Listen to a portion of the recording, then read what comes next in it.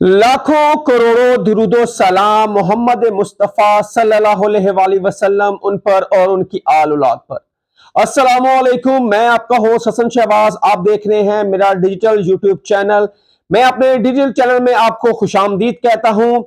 आज की सबसे बड़ी खबर और सुप्रीम कोर्ट का बड़ा फैसला, इलेक्शन 8 फरवरी 2024 को होंगे। जो पूरे पाकिस्तान में क्या सराइयां थी वो दम तोड़ गई हैं। अब सुप्रीम कोर्ट कादिफा ईसा की 3 रुकनी बेंच ने यह फैसला सुनाया। कल एक अहम समाअत हुई रात को, जो कि हाई कोर्ट ने इस पर स्टे दिया हुआ था आरओ और डीआरओ के फैसले पर, जो तरीके इंसाफ के उमैर नियाजी ने दरखास्त जमा करवाई थी और उस दरखास्त पे लाहौर हाई कोर्ट ने स्टे दे दिया था। वो पूरे पाकिस्तान में एक तरह की एक ना होने वाली खुशगवार वाकया हुआ और इलेक्शन का यही था कि जब हाई कोर्ट का फैसला आया तो इसका मतलब था कि इलेक्शन नहीं हो रहे और पूरे पाकिस्तान में ये तफ्तीश की लहर दौड़ गई कि लगता है कि अब 8 फरवरी को भी इलेक्शन नहीं होंगे। लेकिन रात में ही इलेक्शन कमीशन ने अपनी पिटीशन सुप्रीम कोर्ट में जमा करवाई और चीफ जस्टिस ऑफ पाकिस्तान ने फौरन उसका नोटिस लिया और रात को सुप्रीम कोर्ट के दरवाजे खुल गए, जिसमें चीफ इलेक्शन कमीशन खुद वहां पे पेश हुए सुप्रीम कोर्ट में, उनके वकील साथ थे। और फिर ये समाअत 3 रुकनी बेंच ने कंडक्ट की, जिसमें चीफ जस्टिस ऑफ पाकिस्तान कादी फायज ईसा, सरदार तारिक और एक और जज थे जिन्होंने ये समाअत की। और उसके बाद ये समाअत 2 घंटे जारी रही और उसके बाद चीफ जस्टिस ने कहा, क्या इतनी जल्दी थी कि आपने दरखास्त जमा की। इलेक्शन कमीशन के वकील ने कहा, जी हम ये आज हमारा आखिरी दिन है, अगर हम यहां पे इलेक्शन शेड्यूल जारी नहीं कर सकेंगे तो इलेक्शन 8 फरवरी को होना नामुमकिन है। इसलिए हमने आपके पास आए हैं रात को और आपने इस पर हमें फैसला देना है, क्योंकि हमारी जो इलेक्शन शेड्यूल है वो बिल्कुल तैयार है। चीफ जस्टिस ऑफ पाकिस्तान ने कहा कि ये दरखास्त किसने दी है। उसने कहा, जी बैरिस्टर उमैर नियाजी है, जो तरीके इंसाफ के रुकन भी हैं और बैरिस्टर भी हैं। उन्होंने कहा, ये मेरी तौहीन है कि मैं एक ऐसी शिकायत कुरिंदा के रात को सुप्रीम कोर्ट की फैसले पर बैठा हूं और ये दरखास्त मेरी तौहीन भी है। और एक दरखास्त पर पूरे पाकिस्तान में इलेक्शन को मुतनाजा कर दिया और इलेक्शन में डीआरओ आरओ को काम करने से रोक दिया है, चीफ जस्टिस ऑफ पाकिस्तान का ये कहना था। और उसके बाद इलेक्शन कमीशन ने अपने दलाइल देने के बाद चीफ जस्टिस ने एक बड़ा फैसला किया कि इलेक्शन 8 फरवरी को ही होंगे। और मैं पहले भी ये फैसला कर चुका था, जो भी इसके अंदर हर्डल्स आएंगी और जो भी सियासी जमातें या कोई भी सियासी रहनुमा और कोई शख्स इसमें हर्डल्स पैदा करेगा तो हम उस पर तौहीन अदालत का चलाएंगे। ये कादिफा ईसा ने बिला कैटेगोरिकली कह दिया था रात को कि इलेक्शन 8 फरवरी को ही होंगे। और उसके बाद जो हाई कोर्ट का फैसला था, सुप्रीम कोर्ट ने कहा है कि इसको हम मुअत्तल करते हैं और जो दरख्वास्त कुनिंदा है बैरिस्टर उमैर नियाजी, उसकी दरख्वास्त भी हमने सुप्रीम कोर्ट में मंगवा लिया है और सुप्रीम कोर्ट का तफसीली फैसला भी आ चुका है। उन्होंने कहा है कि क्यों ना हम उमैर नियाजी पर तौहीन अदालत की कार्रवाई की जाएगी और उनको बुला के उनका मौकफ लिया जाएगा कि आपने इस तरह क्यों किया कि एक आपकी दरखास्त पर पूरे पाकिस्तान में इलेक्शन प्रोसेस को मुतासिर किया और डीआरओ आरओ की जो होने थे उसको रोका गया। और इस पे तौहीन अदालत और तौहीन की समाअत भी जारी होगी और उन पर तौहीन अदालत भी लग सकती है उमैर नियाजी की। ये कहा था चीफ जस्टिस ऑफ पाकिस्तान ने। उसके बाद इलेक्शन कमीशन को 4 घंटे का टाइम दिया गया चीफ जस्टिस कादिफा ईसा के रात 12 बजे से पहले पहले आप इलेक्शन शेड्यूल का ऐलान करें। और ठीक इलेक्शन कमीशन ने अपनी इजलास बुलाया और उसमें इलेक्शन शेड्यूल का ऐलान कर दिया है। वो इलेक्शन शेड्यूल क्या है ये मैं आपके सामने रखने जा रहा हूं। कागजात नामजदगी 19 दिसंबर को हासिल किए जा सकते हैं।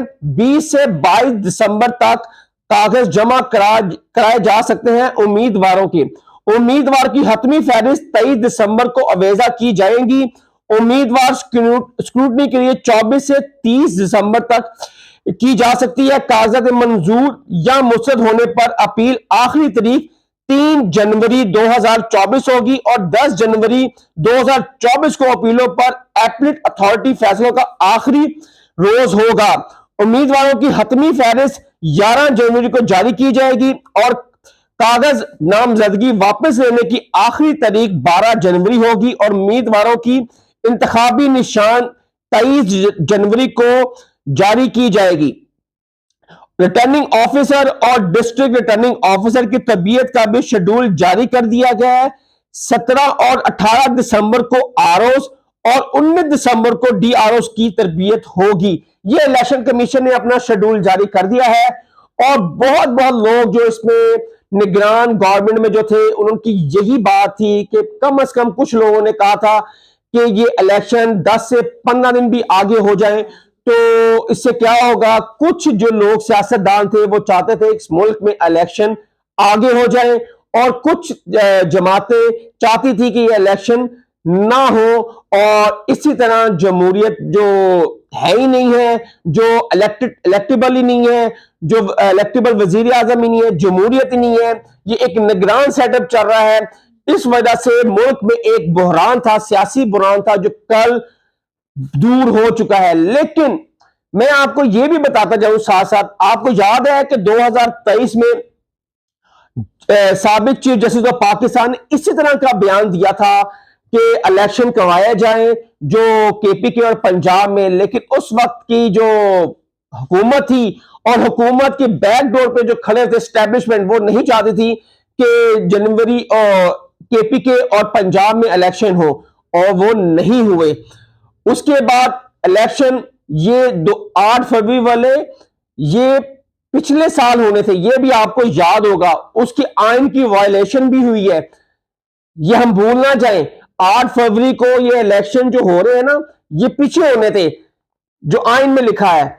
अब ये देखते हैं कि 8 फरवरी इलेक्शन होते हैं, लेकिन कादी फाइजा ने बड़ा दबंग अपना फैसला दिया है और मेरा ख्याल है और इस फैसले से सबको यही उम्मीद है अब कि 8 फरवरी को इलेक्शन हो जाएंगे। लेकिन मियां मोहम्मद नवाज शरीफ के लिए सबसे बड़ी प्रॉब्लम, क्योंकि नवाज शरीफ की गवर्नमेंट के कुछ लोग और उनकी जमात के कुछ लोग जो चाहते थे कि इलेक्शन आगे हो जाए, क्योंकि नवाज शरीफ की कबूलियत का वक्त है लेकिन वो मकबूल नहीं है, क्योंकि उनकी कबूल तो उनकी हो चुकी है कबूलियत, लेकिन अवाम में वो कितने मकबूल हैं ये अब इलेक्शन शेड्यूल आ चुका है। अब वो जलसे होंगे नून लीग के, उसमें देखेंगे कि लोग कितने तादाद में आते हैं, क्या बयानियां वो बनाते हैं।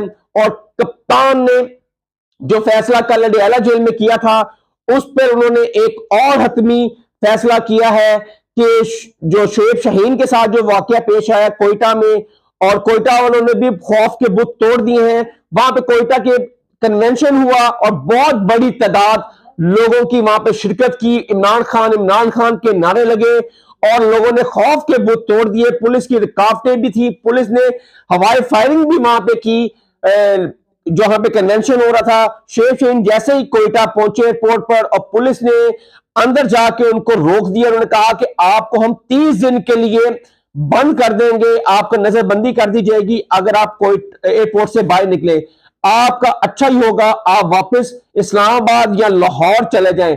आपको याद है शेर अफजल मरवत को 3 रोज के लिए एमपीओ के तहत बंद कर दिया गया था, नजरबंद। इसी तरह शोएब शाहीन को भी उन्होंने एक धमकी लगाई कोयटा एयरपोर्ट पर, अगर आप आते हैं तो हम आपको 30 दिन के लिए नजरबंद कर देंगे 16 एमपीओ के तहत। फिर वो वापस चले गए और ये है अब इलेक्शन कमीशन ने सहाफियों से गुफ्तगू करते हुए कहा है कि सब क्या सराइयां दूर हो गई और 8 फरवरी को इलेक्शन हो रहे हैं। हम इलेक्शन शेड्यूल 12 में से पहले जारी कर देंगे। पीटीआई चेयरमैन की तस्वीर मेरे घर पे लगी हुई है, मुझे वो एज ए क्रिकेटर बहुत पसंद है। हालांकि तरीके इंसाफ ने मेरी बीवी के खिलाफ बहुत सारी बातें की हैं, मैंने उसको रद्द करता हूं और इंशाल्लाह तरीके इंसाफ और सारी जमातों को लेवल प्लेइंग फील्ड मिलेगी। इलेक्शन शेड्यूल जारी हो जाए तो तरीके इंसाफ अपने जलसे भी करेगी और कॉर्नर मीटिंग भी करेगी और कन्वेंशन भी करेगी। ये कहा सहाफियों से गुफ्तगू चीफ इलेक्शन कमीशन ने। हसन शहबाज को नेक्स्ट व्लॉग के लिए इजाजत दें। अगर आपको मेरे पसंद आई हो तो मुझे कमेंट्स बॉक्स में जरूर बताइएगा और मेरे चैनल को सब्सक्राइब करें, ज्यादा से ज्यादा शेयर करें और नेक्स्ट वीडियो के लिए इजाजत दें। अल्लाह हाफिज।